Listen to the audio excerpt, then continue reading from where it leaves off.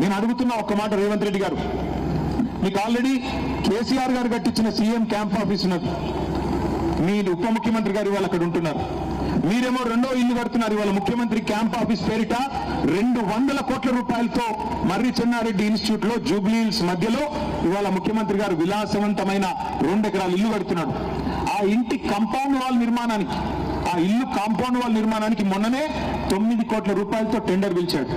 Compound వాల్కే 9 కోట్లు అంటే ఇంటికి 200 కోట్లు అవుతుందా కాదా? కాంపౌండ్ వాల్కు 9 కోట్లు అంటే ఈయన కట్టుకునే కోటకి చుట్టూ కంచెలు కడుతున్నాడు. ఉప ముఖ్యమంత్రి భట్టి విక్రమార్క గారికి ఇదివరకు కేసీఆర్ గారు ఉన్న ఇల్లు, ముఖ్యమంత్రిగా ఆ ఇంట్లో ఆయన ఉంటున్నాడు. ఆయనకు మధ్యలో ఇంకో ఇల్లు ఉంది, క్యాంప్ ఆఫీస్. 2 ఇండ్లు ఉన్నాయి, కానీ ఇవి 2 సరిపోవట్లేదంట. 3వ ఇల్లు ఇప్పుడు ఖమ్మంలో కడుతున్నారు ఉప ముఖ్యమంత్రి గారి కోసం. అంటే ముఖ్యమంత్రికి 2 ఇండ్లు ఉండాలా, ఉప ముఖ్యమంత్రికి 3 ఇండ్లు ఉండాలా, కానీ పేదవాడికి ఒక్కటి కూడా ఉండకూడదా? పేదవాడికి ఉండే 200 గజాల ఇల్లు కూడా నీకు కంటగింపుగా మారిందా? ఇదేనా నీతి? రేవంత్ రెడ్డి గారు, మేము 1,00,000 డబుల్ బెడ్రూమ్ ఇల్లు కట్టాం హైదరాబాద్ లో. నేను నిన్ను సవాల్ చేస్తున్నా, నేను రాజకీయ సన్యాసం తీసుకుంటా.